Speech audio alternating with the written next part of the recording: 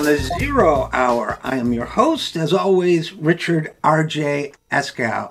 My next guest needs no introduction, but I am contractually obliged to give you one, so I will. Jeremy Corbyn is, of course, a politician and leader and a public figure in Great Britain and around the world. He was leader of the Labour Party for several years and contested 2 national elections as leader. He is a member of Parliament. He is also the organizer and founder of a new organization called the Peace and Justice Project, which we will be discussing shortly. But before anything else, Jeremy Corbyn, let me welcome you to the program. Thank you for coming. My pleasure. Look forward to the discussion. As do I. And how shall I address you? The learned gentleman from Islington North, or I'm Richard, by the way, as you know. I think Jeremy would be absolutely fine. All right. Well, thank you very much, Jeremy. I appreciate that. I wouldn't like to describe myself as learned, because that would be pushing it all a bit. Wow. It's, I believe, by the way, that I lived in London in the early 70s, ostensibly to study, although I did very shamefully little of it. And I believe I would have been, had you been in Parliament at the time, your constituent. I believe I lived in Finsbury Park on Chatterton Road, I think. Chatterton Road, absolutely. It is in my patch, yeah. Well, and it's got a very nice pizza restaurant at the end of it these days. It's Italian pizza restaurant with a Bulgarian chef and Russian waiters. That's what we like to see. That's the global future, as far as I'm concerned. So, yeah. It was definitely not there when I was there. Let's start with this. Before we get to the specifics of the Peace and Justice Project, you are an inspirational figure here, as was Bernie Sanders and others, and around the world. And I think a lot of people, for example, warmly remember your speech at the Glastonbury Festival. I think it was 2017, and that was a speech that addressed hope, possibility for the future. I think at one point you said in that speech, the kind of politics that we represent, and millions of us represent around the world, has come out of the box and will not be put back in the box. And Jeremy Corbyn, we know that life is filled with setbacks as well as advances. It was unthinkable 5-6 years ago that a Bernie Sanders or a Jeremy Corbyn could be a national figure, and yet we have seen a global figure as well. And yet we have seen setbacks since then. Obviously, you no longer lead the Labour Party. Bernie Sanders is not the president of the United States.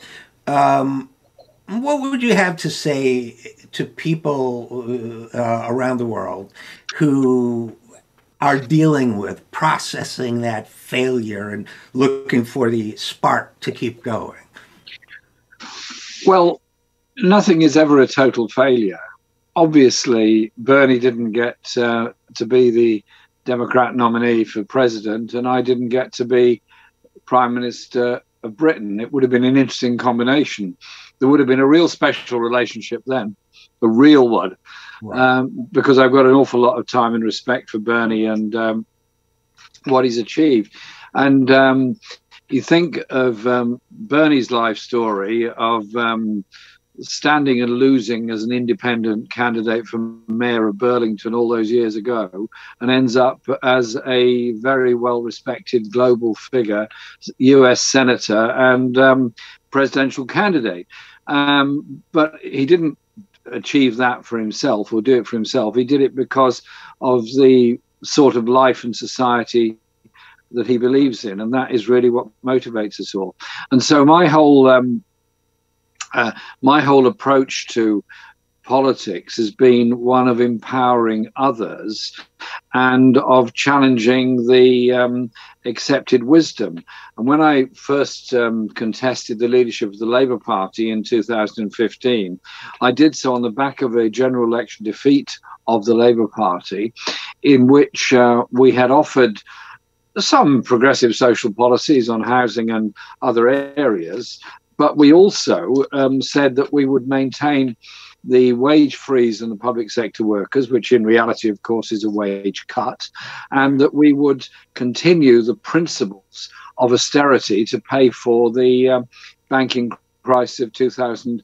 And in a sense, Bernie and I have been on exactly the same page on that the banking crisis was self-inflicted by the greed of the banks, was bailed out by the generosity of the majority of poorer taxpayers, and we then have the gross inequalities we've got. And what we both did was challenged all that inequality. I tell you this, that the COVID crisis has shown just how unequal our countries are, but how the world is as well. And if you look at the global map of vaccinations at the moment, and I saw one the other day where countries that had achieved a lot of vaccinations were deep green, and those that less pale green, and so on.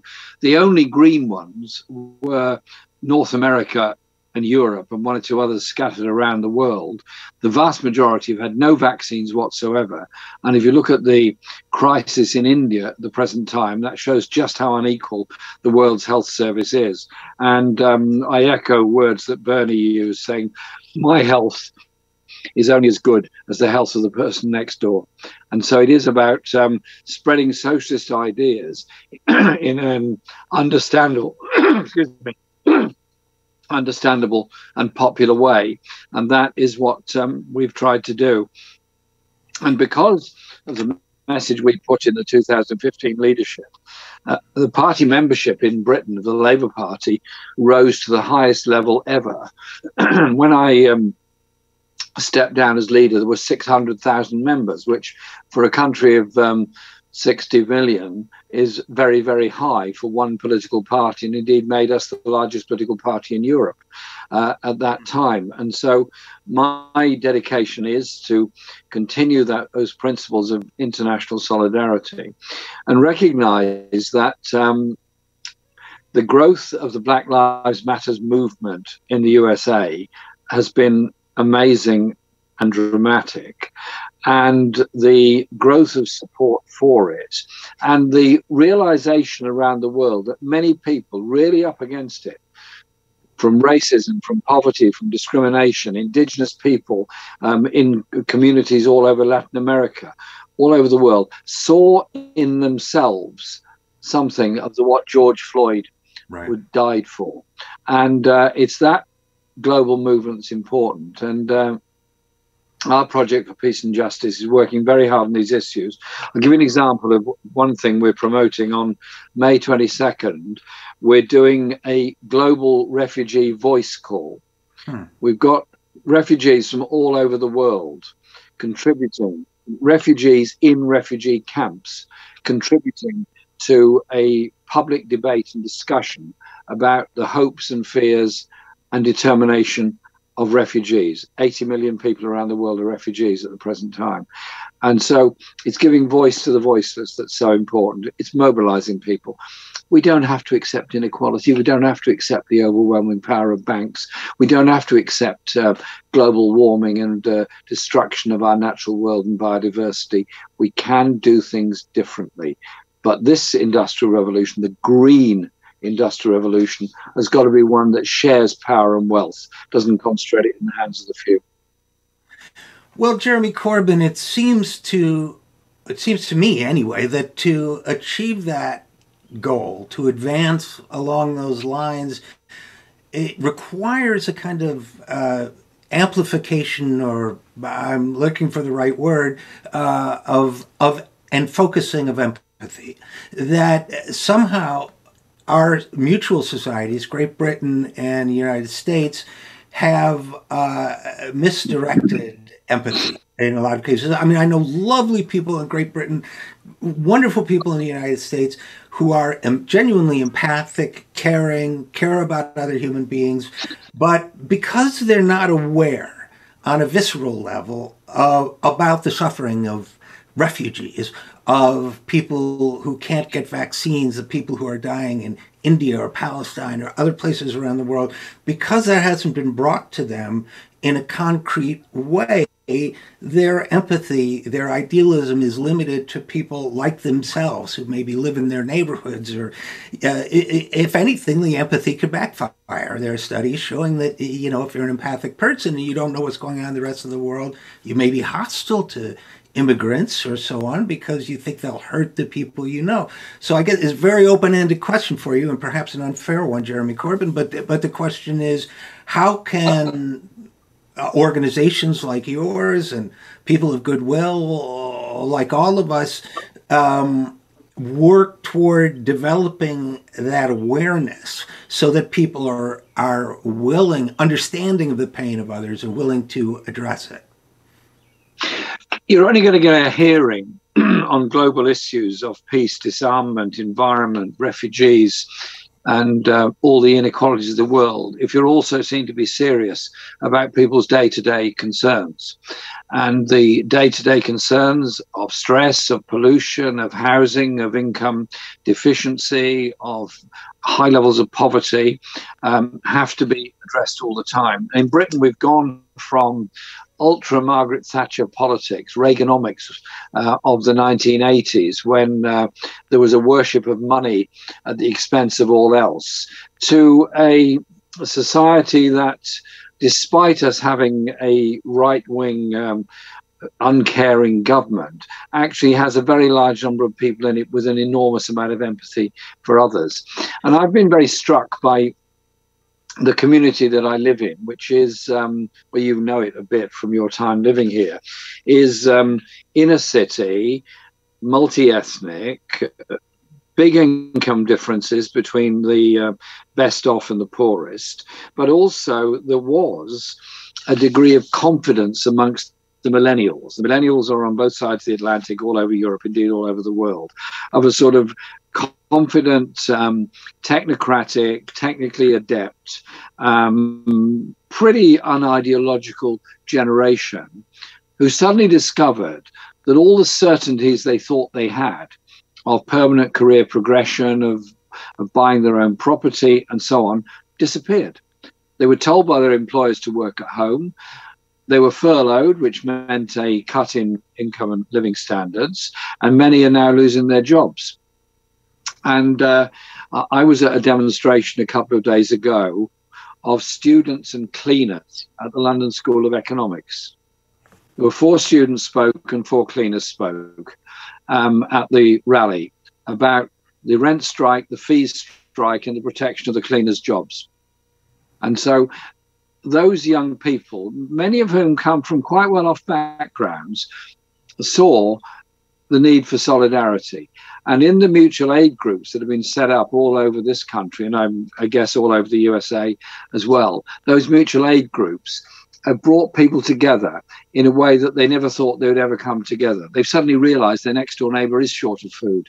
The next door neighbor is hard up. And we've had hundreds of thousands of people join in mutual aid groups all over the country. And so I see that as important because it's a political lesson as well as a lesson of social justice. It's also brought home to people that the kind of things that people would accuse me of banging on about for years, such as the public ownership of all health service facilities, the provision of public sector housing. In Britain, it's called council housing, and also public ownership of industries actually matters.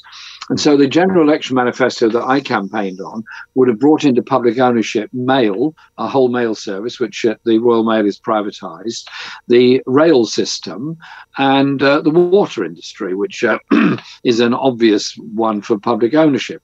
But we would also have empowered workers to set up cooperatives and to take over failing companies. It was empowerment of the working class. And every single one of the individual policy areas we put forward had majority support. But the media abuse of individuals and the control of the media by Murdoch and a few others is very, very dangerous to a democratic society. And so one of the objectives of the Project for Justice and Peace is to challenge media ownership and encourage diversity of ownership and diversity of activity. And so our As an example, the refugee conference we're doing, which I mentioned earlier, on May 22nd, will, I hope, be live streamed on all the progressive social platforms all around the world as a way of giving that voice. That's what it's about, giving people a voice, and they can develop their ideology from there on. But if you work from a principle that everybody's got to care for each other, and if we don't care for the planet, it'll not be there for us in the future, then I think that's a good way forward. And so this predominantly youth movement, but actually the membership of my party grew fastest amongst the middle-aged and older people, but younger people joined in the campaign. Interesting. But it's also very much a sort of social media generation thing. The last thing I'd say is that nothing is a given. Those young people from the northern states in the USA that went to the southern states in the 1950s and 1960s to march with Alabama, Selma to Alabama March, to support Rosa Parks, to support Martin Luther King, and it eventually brought about some legislative changes, realized that the end of the US Civil War and the abolition of slavery had not ended racism in the USA. And here we are now, many years on, 50 years on, more than 50 years on from the civil rights movement. Racism is still a very huge and serious factor in the USA, as it is in Britain. And the government's just produced a report saying there's no institutional racism in Britain. Absolute nonsense. There is institutional racism at almost every level in Britain, and it does have to be challenged. And the rise of the far right across Europe has also led to the growth of very big and very determined anti-racist movements. I'll give you two examples, then I'll stop. One was when the AfD, the right-wing German party, basically descendants of the Nazis, although they use slightly different insignias because it's illegal to use the swastika in Germany. When they gained seats in the Bundestag in the last elections, and there was horror around Europe, and particularly horror amongst many people in Germany, I was so impressed and so proud of those young people that immediately came out on the streets of Berlin and said, "This isn't done in our name. This is not our country. This is not what we want in our country." And similarly, a couple of days ago, openly fascist marches took place in Kiev in the Ukraine. Brave people stood up and absolutely condemned them because they were marching in commemoration of the Waffen-SS, the people that collaborated with the Nazis in the Second World War in order to assist the Nazi invasion of the then Soviet Union. But there is opposition to them. There are people that see things differently. And Black Lives Matters is something that has so inspired people all over the world. And I see that as one of the most important progressive forces around at the present time. One of the common threads, Jeremy Corbyn, in everything you've said, to me, is the development of channels of action independently of the elites that control things now. So you mentioned the media. And obviously we do this program because we feel there are issues that are not being sufficiently discussed, to put it mildly, or are being actively misrepresented in the mainstream media in this country. I watched with horror as the U.S. mainstream media mischaracterized Bernie, my boss, whom I know, and his character. I watched with equal horror as they did the same to you, to be very perfectly candid, that I felt there was a active campaign of character assassination there. To me, it almost seemed that that the elites themselves, and I realize they're not a uniform body that it gives marching orders to themselves every morning, but are behaving not only contrary to the interests of the many, but in a way self-destructively as well, because it is, we know from political science research and just common sense that people who have been denied fundamental rights. People who've been denied democratic control over their work lives, their health, in the UK's case, national health system, rails, and so on. In the US, virtually everything except Social Security and Medicare, which are quite popular. But that people who are lied to, misled, and not cared for will explode in rage. And to me, the solutions that anti-fascist demonstrators, Black Lives Matter, independent media, these are all counterforces. And I suspect that not only are you, of course, well aware of this, but I'm guessing, but I'm asking, I assume that's one of the purposes of your organization as well. Peace and Justice Project is to aid those counterforces and promote them. Is that correct? Fair? Yes, it is very fair. We're working with union campaigns at a grassroots level where they're trying to gain union recognition, a bit like the Amazon workers did in Alabama. And we're working with local campaigns on food justice and right to food. A good friend of mine, Ian Byrne, MP in Liverpool, has developed a very effective right to food campaign and is promoting legislation on the right to food in Parliament. Now, it shouldn't really be necessary in the 21st century to say people have a right to food, but they actually do. And we live in a world of plenty and a world of poverty and a world of hunger all at the same time. It's the inequality and injustice that is so wrong. Now, the interesting thing about the way in which the media behave is that despite everything the media said about our policies and the amount of money that I wanted to invest in the economy, the British Tory government, because of the COVID crisis, actually invested all of that and more within 6 weeks of me losing the election, when I was being condemned by Boris Johnson for being a spendthrift that lived under a magic money tree and was going to bankrupt the country. Absolutely the opposite. What I was going to do was invest for the future and redistribute power and wealth. And it's the redistribution of power and wealth that they cannot cope with. They can cope with spending, they can cope with debts, they can cope with deficits. What they can't cope with is empowerment of people. And so they will therefore attack the individual. And indeed, after the 2017 election, about a week later, I remember Bernie calling me a couple of days after the election to say he was sorry about the result or what was happening next. And I said, we obviously analysed what went on, but we continued the campaign. And we had a very good and very long conversation about all of this. I then went to the Daily Mail, which is the most right-wing daily paper in Britain, although there's competition for that title. And I read a week of the paper in the run-up to the general election. The day before the election, there were 14 pages of it attacking me and the Labour Party. And every other day, there was loads of it.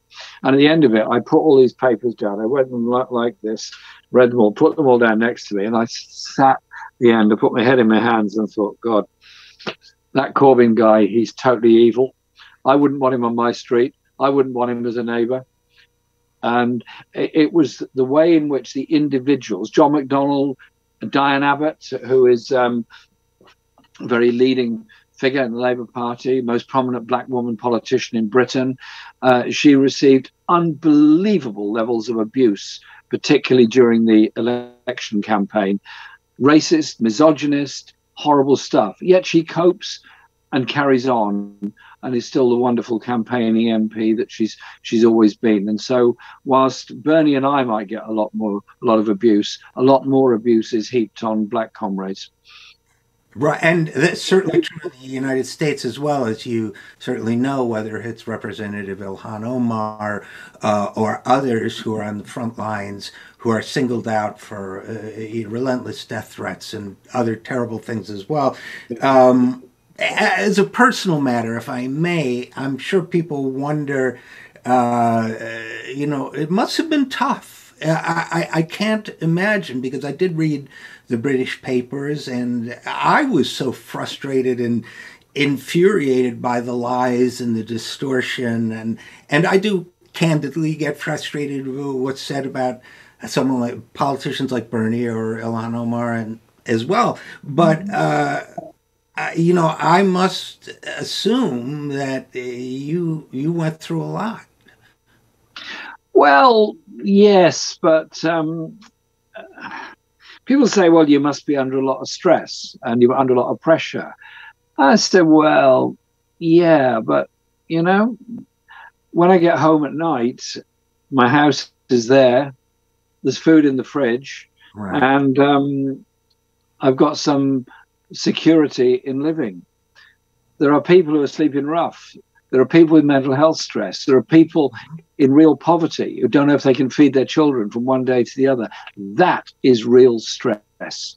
When you cannot provide for your loved ones, when you cannot give them the security that you want to give. And so I think we've just got to remember what real stress is.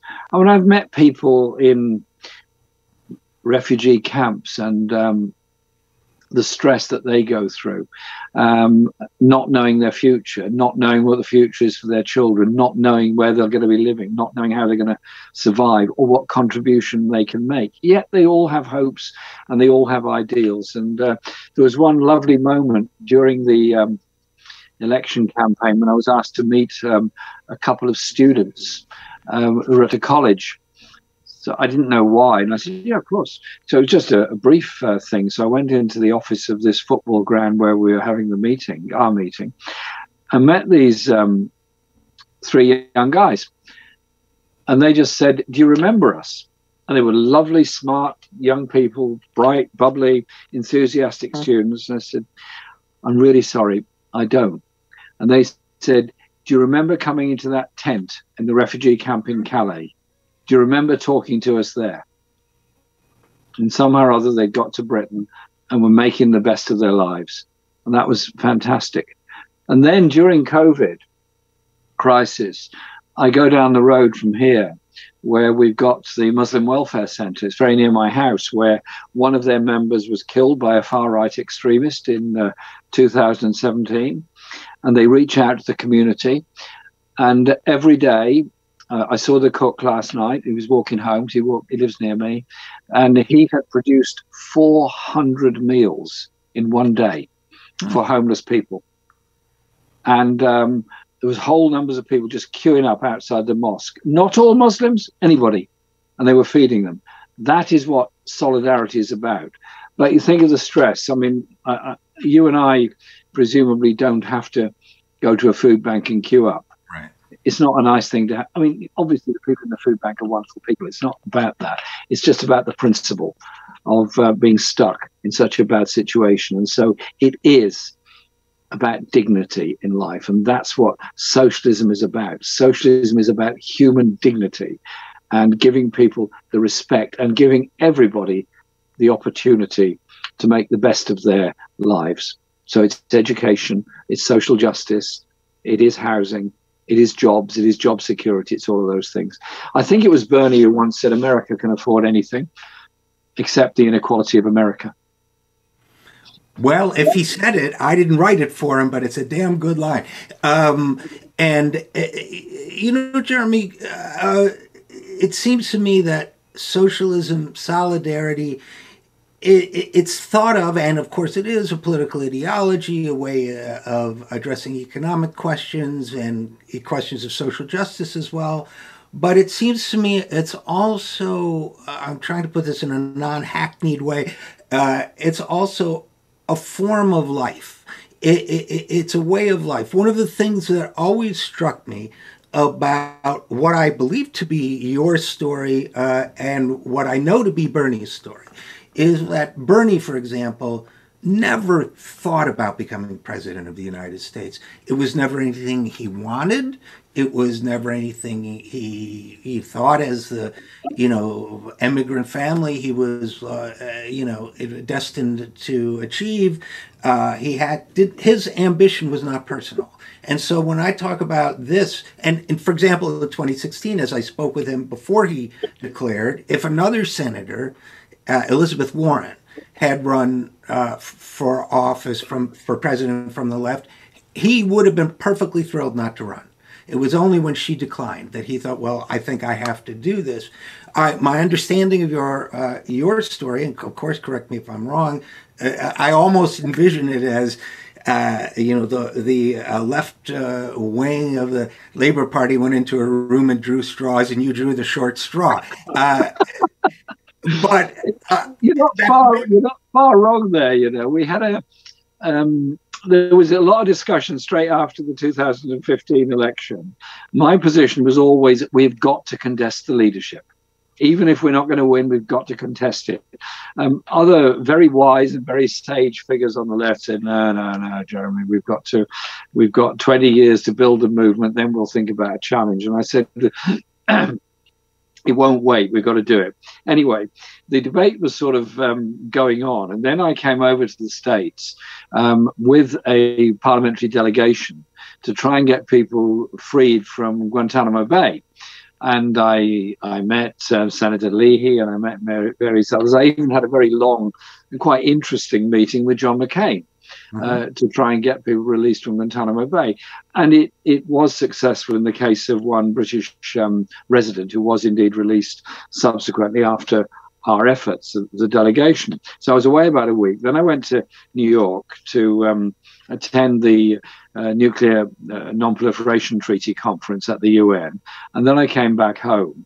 And the debate was still going on amongst the left of the party. Should we run a candidate or not? And then, anyway, we're coming up against the time when you had to either put up or shut up because of the deadlines. And so we had a meeting of the Socialist Campaign Group in Parliament. And so there was about 10, 12 of us in a room. And so, we went through the same thing again. I said the same. We'd all said the same. We're bored of hearing each other. And then they kind of reluctantly said, yeah, okay, all right, we'll contest something. And so they looked at John McDonnell. He said, no, done it before, not doing it again. They looked at Diane Abbott. She said, no, not doing it again. And then I was writing something down in my notebook because I'm an inveterate writer of notes about things. And I looked up, and they're all looking at me. And they said, it's got to be you. So I kind of said, all right. At which point, Diane, bless her, tweeted that out that second. Boxing you in, huh? But the minute I said, okay, she pressed send. That's funny. And then we were given 200 to 1 chance of winning by the bookmaking industry. And one of my neighbors actually put some money down at 200 to 1. He did really well out of it. He's loved me ever Bitcoin. since. Yeah. He's loved me ever since. I'm sure. But so anyway, we started the campaign with nothing, with no organization, with no chance. And we just went out there and won it. Well, I think, if I may, there are 2 points I wanted to, bring up about that. One is, of course, in terms of going out there against all the others. People thought I was insane when I went to work for Bernie. They just thought, well, what are you doing? I mean, you'll have that job for 3 months. And he doesn't stand a chance. But in both his case and your case, the people were ready. And it was someone needed to just step into that to accelerate it. But also, I think in terms of my point about solidarity, socialism as a way of being, that it seems to me that the fact that neither you nor Bernie sought that position is of more significance than a lot of people realize, because to me that's the difference between a movement and individual ambition. That both of you were there representing a movement, perhaps a nascent movement, but a movement nonetheless. You were there representing Diane Abbott and the other people in that room, as well as the like-minded people out in the rest of the world. Bernie was there representing the ideals and the people he'd known all his life. One of my favorite moments in the Democratic Socialist left in the United States was when AOC was in her primary against the Democratic mainstay, and he said, trying to be clever, I will support you if you get the nomination. Will you make the same commitment to me? Because he assumed you would get the nomination. And she said, I'm part of a movement. I'm not going to make that decision without consulting with my, my allies, my comrades, the people I work with. And I don't know if she would do the same today, but that's not really material. To me, well, I guess what I'm trying to get at is that in communicating what we're all about globally, to me, part of it is saying it's not about my ambition. Yeah. It's not about your ambition. It almost, this is just the roles we're allotted. It's about what we can do together. We is so much more powerful than I. Right. And yet, we have lived in such an almost atavistic political culture for so long that you, of course, we had Reagan, you had Margaret Thatcher saying there is no society, there are only individual men and women and families. I would argue that in a more real sense, although neither is true, there are no individuals without society. And it seems to me that that is part of your message, but it's presumptuous of me to say that, but so correct me, feel free to correct me, but that, and part of what your latest... No, fair point. So that's fair comment. Margaret Thatcher said many totally unpleasant things, one of which was that anyone aged 25 who's still traveling on the bus is a failure. Wow. The idea, I mean, which is it's a big call because a lot of people travel on buses, but it was the notion that all that mattered was individualism. And for a long time during her premiership, she refused to travel on a train. I can only assume because she knew there was a 99% chance that the train driver would be a member of a union. There was probably 100% chance the person serving the coffee would be in a union. And there was 100% chance that everybody else on the rail system would be in a union. And it was publicly owned.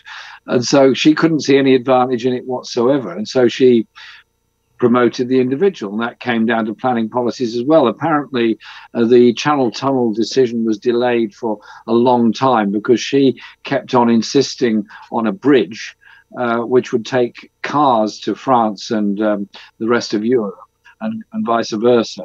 And President Mitterrand pointed out it was probably physically impossible to build a bridge of that length in those conditions. It might be possible now, but it wasn't then. And it had to be a tunnel, and it had to be a rail tunnel, because she then tried for a car tunnel. It was that sort of obsession with the individual that both her and Reagan had. It was quite bizarre. The only time they fell out was over the invasion of Grenada. I think they fell out not because she was opposed to the invasion of Grenada, it's that he hadn't bothered to tell her. Ah, I see. Well, that was presumptuous. I think it was a bit of an oversight. He never said to her what was going on. Well, that is a different kind of special relationship that she was cultivating there. And of course, that was a relationship between individuals too, wasn't it? I mean, she was upset because she as an individual was not sufficiently honored by Reagan as an individual.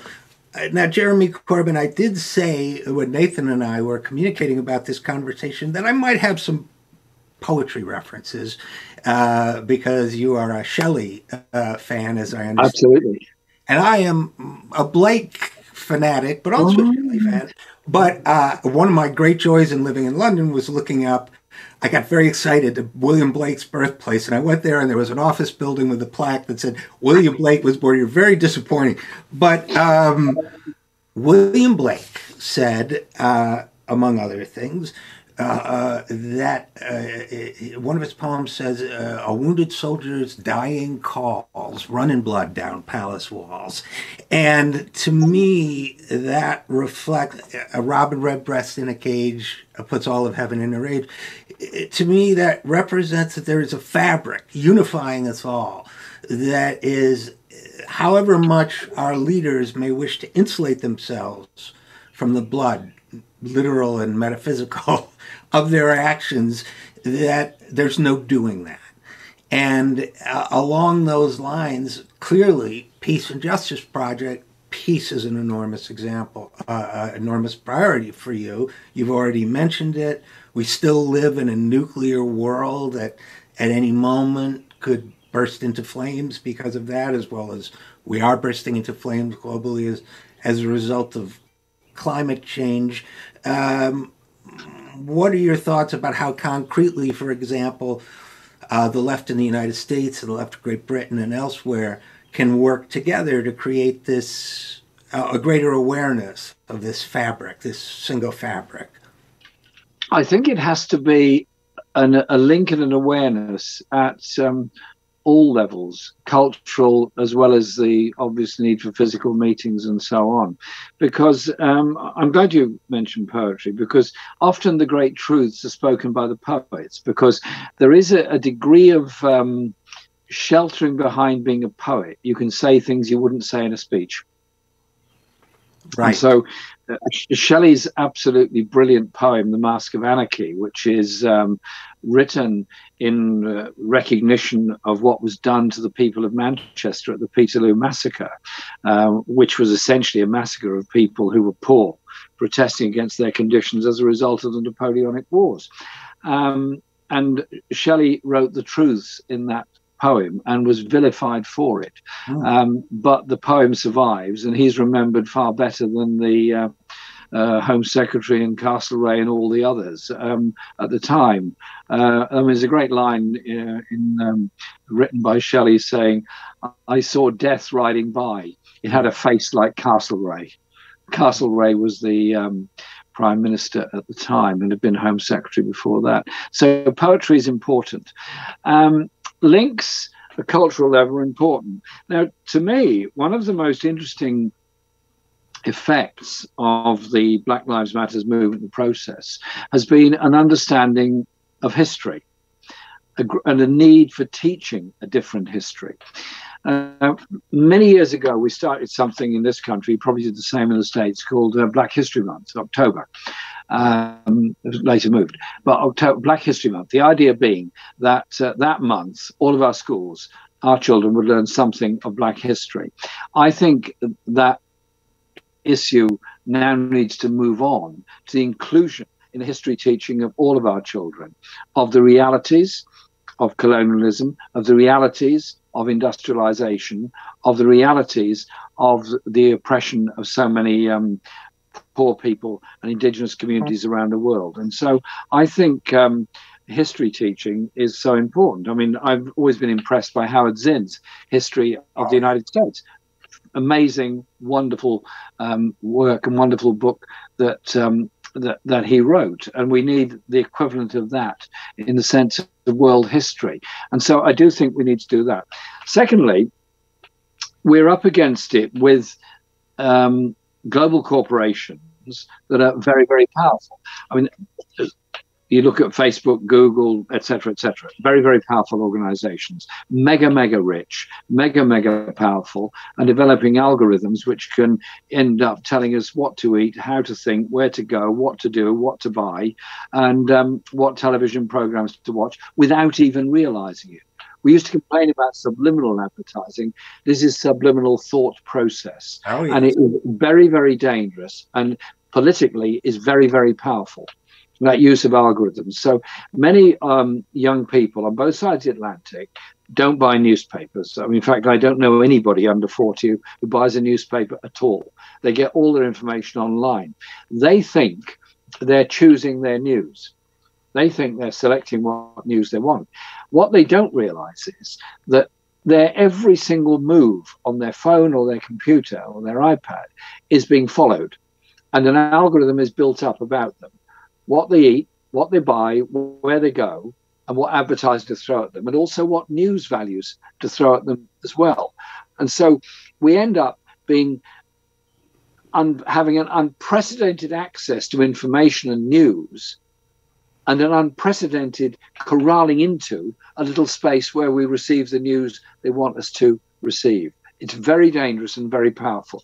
And so one of the issues of the Project Peace and Justice is about media ownership, but it's also about media control and access to it. And I've seen the stuff that's been written about successive US elections. I remember a long time ago now, iconic book called The Selling of the President, which is about Richard Nixon's election in 1968. Very interesting book. Richard Nixon was up to dirty tricks, quelle surprise, and sort of misusing crime statistics and so on all around the country. These days, it's on an industrial scale, that sort of thing. And You would know that. And the only antidote to that is physical, day-to-day grassroots organization. When you go on the doorstep, you talk to people, you go to the factories, you talk to people, you go on the streets, you've got to be out there convincing people that they do have power, because they think they don't. It's all about disempowerment and dispiriting of us. And that's why these projects are so exciting, and why I want to work closely with the socialists all across the USA and the peace movement, which is all part and parcel of the same thing. Our project is not about supplanting or taking over anybody else's organization. Quite the opposite. We're about working with everybody else and developing those ideas. And so peace, justice, human rights, solidarity are the important messages. And you know what? When people win something, even if it's small, they suddenly become much more confident. 10 years ago, the health authority tried to close the accident and emergency department of my local hospital. You might even have gone to the hospital when you lived in the area, the Whittington Hospital, named after Dick Whittington. And they tried to close it. We opposed it. We got a good campaign going, interestingly supported by the local papers, one of which is a cooperatively owned paper.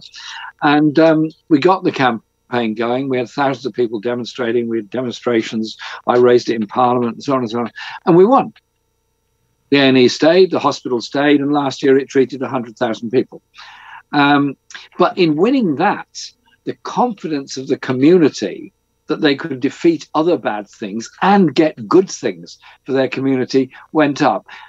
Multiply that by 10,000 across the world, you begin to see confidence. And so I support Amazon workers wherever they are, in Bangladesh, in the USA, in India, wherever else. I support the Indian farmers, the way they're standing up, and the way in which they are standing up against globalization of agriculture and standing up actually for environmental sustainability. So let's be confident that we can win things rather than seeing insuperable odds ahead of us. Well, I have only three quick things to say in response. One, let me know how I can help, because I couldn't support this more. Two, I actually thought about pitching a book that would be The Selling of the President 2020, based on that book, but using our, so you are absolutely, we are, you know, it's like you read my mind on that one. But number three, I will give you a line of Shelley that you may or may not know, because I believe it's from one of his incidental books or correspondence or something. But he wrote, "There is one road to peace, and that is truth." And that to me is a brilliant line. And that to me, in my own way, encapsulates what you've been saying. And so with that, you know, if you have any last comments, I would love to hear them. But with that, I thank you, Jeremy Corbyn, for spending so much time with us. It's been wonderful having a discussion with you. My respect and good wishes to all of our friends across the USA and across the world. And you know what? Together we achieve great things. Thank you. Thank you so much. And we'll be right back on the 0 Hour. I'm your host, Richard RJ Eskow.